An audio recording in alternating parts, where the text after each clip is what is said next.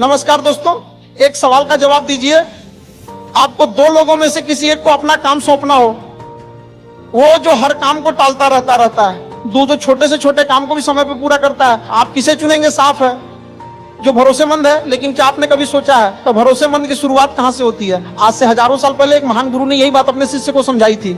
एक दिन एक शिष्य अपने गुरु के पास आया और बोला, गुरुदेव, मैं जीवन में बड़ा काम करना चाहता हूं, सफल बनना चाहता, लेकिन समझ नहीं आता शुरुआत कहां से करूं। गुरु मुस्कुराए, शिष्य को एक छोटा सा दीपक दिया और कहा, इसे जोड़ा आश्रम में घूम आओ, लेकिन ध्यान रखना ये लौ बुझनी नहीं चाहिए। शिष्य ने दीपक जलाया और धीरे धीरे चलने लगा। उसका पूरा ध्यान सिर्फ उस लौ पर था। सावधानी से चल रहा था, कहीं हवा से लौ बुझ न जाए।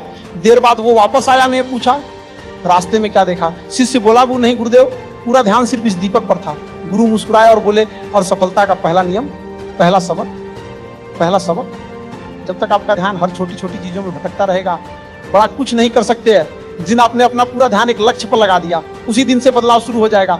सबक, जिम्मेदारी, रिस्पॉन्सिबिलिटी।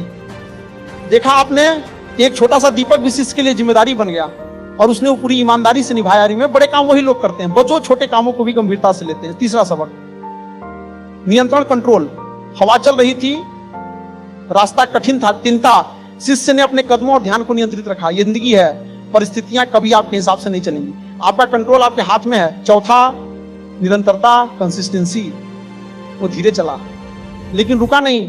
रुकाना जरूरी नहीं है, रुकना खतरनाक है। जो लगातार है वही मंजिल तक पहुंचता है। पांचवा और सबसे बड़ा सबक, सफलता का राज, सफलता कोई बड़ा रहस्य नहीं है, छोटी छोटी आदतों का परिणाम है। जो लोग अपने छोटे काम ईमानदारी से करते हैं, एक दिन वही लोग बड़े बनते हैं। अंतिम संदेश, आज से कुछ बड़ा करने की जरूरत नहीं है, बस एक छोटा काम चुनिए और उसे पूरी ईमानदारी, पूरे फोकस और पूरे अनुशासन के साथ कीजिए।